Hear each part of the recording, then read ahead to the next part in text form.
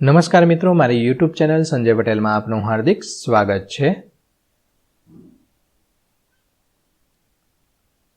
મિત્રો, આજે આપણે ધોરણ 7 વિષય છે વિજ્ઞાન, તેનો પાઠ 10, પાઠનું નામ છે વિદ્યુત પ્રવાહ અને તેની અસરો। તેની સ્વઅધ્યયન પોથી જે આ વર્ષે નવી આવેલી છે તેનું સંપૂર્ણ સોલ્યુશન સરળતાથી આપણે આ વિડીયોની અંદર સમજવાના છીએ।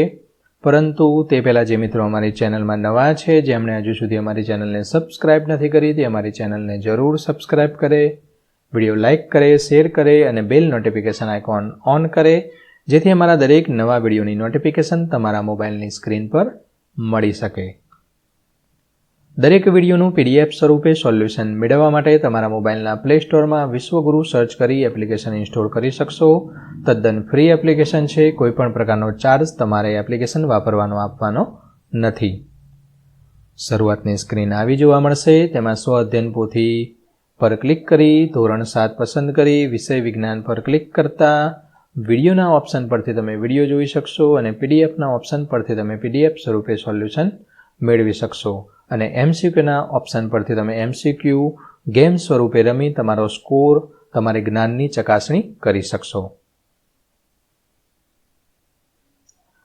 ચાલો સોલ્યુશન સ્વઅધ્યયન પોથીનું શરૂ કરીએ। પહેલો પ્રશ્ન, ખાલી જગ્યા પૂર્ણ કરો। પહેલી ખાલી જગ્યા, બલ્બની અંદર પાતળા તારને ફિલામેન્ટ કહે છે। એટલે કે આ રીતનો આખો આપણો બલ્બ હોય છે, આ બલ્બ હોય, બલ્બની અંદર એક આ રીતે દાંડી હોય છે અને પતલો એવો આવો તાર હોય છે। આપણે બલ્બ ચાલુ કરીએ એટલે આ તાર છે પ્રકાશિત થાય છે અને આપણને અજવાળું મળે છે। તો આ અજવાળું મળે છે ને એમાં જે આ બ્લુ કલર હું દોરું છું એને આ ફિલામેન્ટ કહેવામાં આવે છે। ઓકે। બીજું, ઇલેક્ટ્રિક હીટરમાં આવેલા તારના ગૂંચળાને એલિમેન્ટ કહે છે। ત્રીજું, તારમાં વિદ્યુત પ્રવાહ પસાર કરતા તાર ગરમ થાય છે, આ અસરને ઉષ્મીય અસર કહે છે। અને ચોથું, તેમાં ઋણ ધ્રુવ આવશે। મિત્રો, આ એક અમારી વ્યક્તિગત ચેનલ છે અને તમે વ્યક્તિગત ચેનલની અંદર સોલ્યુશન જોઈ રહ્યા છો। આ દરેક વિડીયોની અંદર જવાબ સ્વરૂપે અમારા વિચારો રજૂ કરવામાં આવેલા છે। જો સ્વઅધ્યયન પોથીનું સોલ્યુશન તમને આવડે તો જાતે લખવાનો પ્રયત્ન કરવાનો છે, ના સમજાય તો જ અમારા વિડીયોનો સહારો લેવાનો છે। ટૂંકમાં જવાબ લખો। પહેલો પ્રશ્ન, વિદ્યુત કોષનો ઉપયોગ ક્યાં ક્યાં થાય છે? તો torch, transistor, radio, TV remote, AC remote control, ઘડિયાળ અને કેટલાક રમકડામાં। બીજો પ્રશ્ન, તારમાં ઉત્પન્ન થતો ઉષ્માનો જથ્થો શાના પર આધાર રાખે છે? તો તારમાં ઉત્પન્ન થતો ઉષ્માનો જથ્થો તારના દ્રવ્ય પર, તારની લંબાઈ પર અને તેની જાડાઈ પર આધાર રાખે છે। ત્રીજો પ્રશ્ન, વિદ્યુત પ્રવાહની ઉષ્મીય અસરના આધારે ચાલતા સાધનો કયા છે? ઇસ્ત્રી, room heater, electric water heater, electric કિટલી, hair dryer, hot plate, electric સઘળી વગેરે તેની અંદર સમાવેશ થશે। પ્રશ્ન 3, વિદ્યુત પ્રવાહની ઉષ્મીય અસર અને ચુંબકીય અસર વચ્ચેનો ભેદ સ્પષ્ટ કરવાનો છે। તેનો જવાબ આ મુજબ લખી શકાય। વિદ્યુત પ્રવાહની ઉષ્મીય અસર ત્યારે જોવા મળે છે જ્યારે વિદ્યુત પ્રવાહ તારમાંથી પસાર થતા તાર ગરમ થાય છે। આ અસર તારના અવરોધને કારણે થાય છે અને વિદ્યુત ઉર્જા ઉષ્મા ઉર્જામાં ફેરવાય છે। ઉદાહરણ તરીકે ઇલેક્ટ્રિક ઇસ્ત્રી, હીટર, ફ્યુઝમાં ઉષ્મીય અસરનો ઉપયોગ થાય છે। બીજી તરફ વિદ્યુત પ્રવાહની ચુંબકીય અસર ત્યારે થાય છે જ્યારે વિદ્યુત પ્રવાહ વહેતા તારની આસપાસ ચુંબકીય ક્ષેત્ર ઉત્પન્ન થાય છે। આ અસરના ઉપયોગથી ઇલેક્ટ્રિક બેલ, ઇલેક્ટ્રોમેગ્નેટ અને મોટર કાર કામ કરે છે। પ્રશ્ન 4, જોડકા જોડો અને સામે બ। જવાબ સ્વરૂપે બનાવ 1, 2, 3, 4, 5 ક્રમ છે તે લખવાનો છે। બેટરી, તો તેમાં આવશે ત્રીજું આ પ્રમાણે। સ્વિચ ઓફ, તેમાં બીની અંદર 4 આવશે, આ સ્વિચ ઓફ છે, આ ભેગું કરો તો જ આગળ કરંટ પસાર થાય, માટે આ સ્વિચ ઓફ છે, માટે ખુલ્લો પરિપથ કહેવાય। વિદ્યુત બલ્બ, પાંચમો જવાબ આવશે આ રીતે, આ જે ફિલામેન્ટ કહીએ તે। સ્વિચ ઓન એટલે બધું ભેગું થઈ જાય, આગળ પ્રવાહ પસાર થાય। અને વિદ્યુત કોષ, તેમાં 2 નંબર।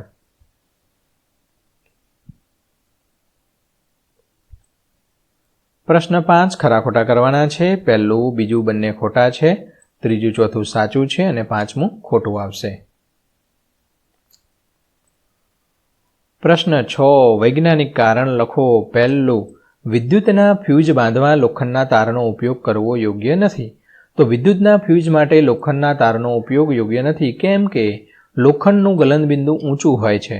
વધુ વિદ્યુત પ્રવાહ વહેતા પણ લોખંડનો તાર સહેલાઈથી પીગળતો નથી. તેથી પરિપથ તૂટી શકતો નથી અને ઉપકરણોને નુકસાન થવાની શક્યતા રહે છે. તેથી ફ્યુઝ બનાવવા માટે નીચા ગલનબિંદુ ધરાવતા તારનો ઉપયોગ કરવામાં આવે છે. એટલે કે ફ્યુઝ આ રીતનો હોય છે, એમાં એક તાર જોઈન કરેલો હોય છે અને સામેની બાજુ અહીંયા પ્લસ અને માઇનસ 2 વાયર હોય અને આ ફ્યુઝ છે તેના વાયર બંને અહીંયા અડે અને આ તાર હોય. એટલે આપણો વિદ્યુત પ્રવાહ ઘરમાંથી મીટરમાંથી આ પાવર આવ્યો અહીંયા થઈને પછી આપણા ફ્યુઝમાં થઈને આપણા આખા ઘરની અંદર આવે. હવે થાય શું, બહારથી જો પાવર છે એ વધારે પ્રમાણમાં અંદર આવે, વધારે હાઈ વોલ્ટેજ થઈ જાય તો આ જે તાર હતો આપણો એ તાર છે ઓગળી જાય એટલે આપણા જે ટીવી છે, ફ્રીજ છે આ બધાને નુકસાન કરે નહીં. એટલે અહીંયાથી તાર તૂટી જાય એટલે કરંટ અહીંયા આવીને અટકી જાય, આગળ વધી શકે નહીં. એની જગ્યાએ જો લોખંડનો તાર બાંધ્યો હોય તો શું થાય, આ તાર ઓગળે જ નહીં અને કરંટ જે હાઈ વોલ્ટેજવાળો આપણા ઘરની અંદર બધા ઉપકરણો એટલે કે બધા સાધનોની અંદર આવે ને આ બધા સાધનો બ્લાસ્ટ થઈ જાય એટલે કે બળી જાય અને નાશ પામે બધા, પછી નવા લેવા પડે. એટલે વ્યવસ્થિત નિયમ પ્રમાણે ભલે તાર ઓગળી જાય તો નવો ફ્યુઝ બાંધી દેવાનો, પણ લોખંડનો નહીં. બીજું, સાદા વિદ્યુત બલ્બ કરતાં એલઈડી બલ્બનો ઉપયોગ કરવો જોઈએ. તો બલ્બ ઓછી વિદ્યુત ઉર્જાનો ઉપયોગ કરીને વધુ પ્રકાશ આપે છે. એલઈડી બલ્બની અંદર ઉષ્મીય નુકસાન ઓછું થાય છે અને તે લાંબા સમય સુધી ચાલે છે. તેથી ઉર્જાની બચત થાય છે અને એલઈડી બલ્બનો ઉપયોગ કરવો હિતાવહ છે. ત્રીજું કારણ, વિદ્યુતના ફ્યુઝમાં જાડા તારના બદલે પાતળો તાર વપરાય છે. મેં અગાઉ સમજાવ્યું તેમ, પણ જાડો તાર હોય તો ઓગળે જ નહીં, ઓગળતા એને વાર લાગે, ત્યાં સુધી આપણું ફ્રીજ, એસી, વોશિંગ મશીન બધું ઉડી ગયું હોય. એટલે પાતળો તાર હોય તો ભલે ઓગળી જાય, આપણે બીજો નાખી દેવાનો. વિદ્યુતના ફ્યુઝમાં જાડા તારના તુલનામાં પાતળા તારનો અવરોધ વધુ હોય છે. તેથી વધારે વિદ્યુત પ્રવાહ વહેતા પાતળો તાર ઝડપથી ગરમ થઈ પીગળી જાય છે અને પરિપથ તૂટી જાય છે. આ રીતે ઉપકરણોને નુકસાનથી બચાવી શકાય છે. તેથી ફ્યુઝમાં જાડા તારને બદલે પતલો તાર વાપરવો જોઈએ. બંધ વિદ્યુત પરિપથ સમજાવી દઉં. આ આકૃતિની અંદર બંધ એટલે અહીંયા એક આપણી આ માની લો સ્વિચ છે. હવે અહીંયાથી એક કરંટ ગયો, આ બેટરી છે આપણી, અહીંયાથી કરંટ ગયો, ઓકે, ફરીથી આ બેટરી છે, અહીંયાથી કરંટ આવ્યો, અહીંયા ફરીને આ ફીના લેમ્પની અંદર થઈને લેમ્પમાંથી આ કરંટ પાછો અહીંયા આવ્યો. અહીંયા આવેલું શું થાય, આપણી આ જે સ્વિચ પાડેલી હોય એટલે કરંટ છે એ સ્વિચ પાડો એટલે આ રીતે સ્વિચ હોય પહેલાં અને અહીંયા વાયર હોય આપણો, અહીંથી આવ્યો તે આ આખો વાયર હોય. રેડી? આ સ્વિચ પાડો એટલે આ સ્વિચ ક્યાં આવી જાય, અહીંયાથી નીકળી જાય અને આ રીતે સ્વિચ અડી જાય એટલે આ છેડો અહીંયા અડી જશે એટલે આખો કરંટ છે ગોળ પડતો થઈ જાય એટલે આપણે આ બલ્બ છે તે ચાલુ થાય અને પાવર છે પાછો બેટરી, અહીંયાથી પાવર જાય, બલ્બ ચાલુ કરીને પાછો અહીંયા આવતો રહે, અહીંયાથી પાછો જાય, બલ્બ ચાલુ કરીને પાછો આવતો રહે. એને બંધ કહેવાય. આ આપણું આ જે છે બંધ છે એટલે બંધ પરિપથ કહેવાય. જ્યારે ખુલ્લો પરિપથ છે, ખુલ્લા પરિપથની અંદર જો આ રીતનું હોય, આ ખુલ્લો હોય, અહીંથી જવું હોય તો અંદર ઘરમાં જઈ શકાય. ટૂંકમાં સમજાવું ઉદાહરણ તરીકે. ઓકે, ખુલ્લો પરિપથ એટલે શું થશે, આ બેટરીમાંથી પાવર ગયો બલ્બના થઈને આમ પાછો આવ્યો, પણ પાછો આને માઇનસને એટલે કે ઋણ ધ્રુવને મળી શકતો નથી. કેમ? અહીંયા જોઈન્ટ નથી અને સ્વિચ પાડો એટલે શું થાય, આ સ્વિચ છે અહીંયા પડી જશે એટલે આ ભેગું થઈ જશે એટલે બંધ પરિપથ થઈ ગયો. એટલે પાવર છે અહીંયાથી આગળ વધ્યો અને બેટરીને અહીંયા આવી ગયો એટલે બલ્બ ચાલુ થાય. અત્યારે પણ ખુલ્લો પરિપથ છે માટે આ ખુલ્લું આવશે.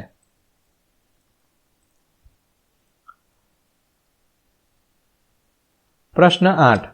તમારી આસપાસ મળી આવતી ચીજવસ્તુનો ઉપયોગ કરી વિદ્યુત ચુંબક કેવી રીતે બનાવશો? સાધન સામગ્રી શું લેવાનું? લોખંડની ખીલ્લી, ઇન્સ્યુલેટેડ તાર, વિદ્યુત કોષ અને વિદ્યુત કળ લેવાનું. પદ્ધતિ: આશરે 75 સેમી લાંબો ઇન્સ્યુલેટેડ વળી શકે તેવો તાર અને 6 થી 10 સેમી લાંબી લોખંડની ખીલી લો. તારને ખીલીની ફરતે ચુસ્ત રીતે ગૂંચળાની જેમ વીંટાળી દો. તારના બંને મુક્ત છેડાઓને વિદ્યુત કળ વડે વિદ્યુત કોષ સાથે જોડો. ખીલીની નજીક કે તેના પર થોડી ટાંકણીઓ મૂકો. હવે વિદ્યુત પ્રવાહ ચાલુ કરો. શું થાય છે તો ટાંકણીઓ ખીલીની અણી પર વળગી રહે છે. અવલોકન કરતાં શું મળ્યું આપણને? તો તારનું ગૂંચળું તેમાં વિદ્યુત પ્રવાહ પસાર થવાથી ચુંબકની જેમ વર્તે છે જ્યારે વિદ્યુત પ્રવાહે બંધ કરવામાં આવે છે ત્યારે તારનું ગૂંચળું પોતાનું ચુંબકત્વ ગુમાવે છે. પ્રશ્ન 9. વિદ્યુત ઘંટડી વિશે સમજૂતી આપો. આપણા ઘરનો જે બેલ હોય છે ને તે. તો રચના. લાકડાના બોર્ડ પર એક લોખંડના ટુકડા પર વીંટળાયેલા વિદ્યુતના તારનું ગૂંચળું ફિટ કરેલું હોય છે. ગૂંચળું વિદ્યુત ચુંબક તરીકે વર્તે છે. વિદ્યુત ચુંબકની નજીક ગરમ લોખંડની પટ્ટી રાખવામાં આવે છે. તેના એક છેડે લોખંડની હથોડી જોડેલી હોય છે. આ હથોડીની સામે દહેજ દૂર ધાતુની વાટકી સહેજ દૂર સ કરવાનો છે અહીંયા. સહેજ દૂર ધાતુની વાટકી સ્ક્રૂ વડે બેસાડેલી હોય છે. નરમ લોખંડની પટ્ટીની નજીક સંપર્ક સ્ક્રૂ રાખેલો હોય છે. વિદ્યુત ચુંબકના બે છેડા પૈકી એક છેડાને વિદ્યુત કોષ મારફતે સ્ક્રૂ સાથે જોડેલો હોય છે. એનો મતલબ આવી એક વાટકી હોય છે, અહીંયા લગાવેલી હોય, સ્ક્રૂ હોય, અને આવી એક હથોડી હોય, આવી આ રીતની. અહીંથી જેવું આપણે બેલ પાડીએ અથવા સીધ દબાય એટલે આ પટ કરતી આપણે સ્કૂલની અંદર કેમ બેલ પાડીએ રિસેસને, એટલે અથડાઈને પાછી આવતી રહે. હવે એક તપેલી લઈએ અથવા વાટકી લેવાની અને ચમચી એને મારીને પાછી લઈ લો એટલે કમ કરતો રણકાર જેવું ઉત્પન્ન થાય ને, એ રીતે આ બેલ કામ કરે છે. તો મિત્રો, આશા રાખું કે આ વિડીયો છે તેનું સોલ્યુશન તમને સારી રીતે સમજાઈ ગયું હશે. દરેક વિડીયોનું PDF સ્વરૂપે સોલ્યુશન મેળવવા વિશ્વગુરુ એપ ઇન્સ્ટોલ કરો. તદ્દન ફ્રી છે.